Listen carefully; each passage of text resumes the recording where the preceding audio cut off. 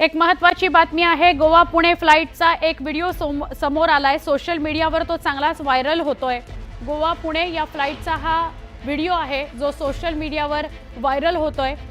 SpiceJet कंपनीच्या विमानाच्या खिडकीची frame विमान हवेतच असताना निखळली। या घटनेचा व्हिडिओ एकाने सोशल मीडियावर शेअर केलेला आहे।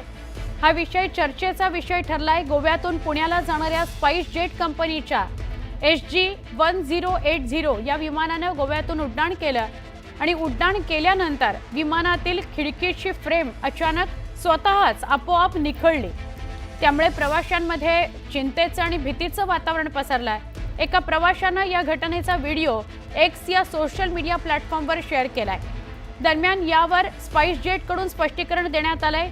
Q400 या फ्लाइटच्या खिडकीची फ्रेम अचानक निखळली। त्यामुळे उड्डाणात फ्लाइट तसंच प्रवाशांना कोणताही धोका निर्माण झाला नाही।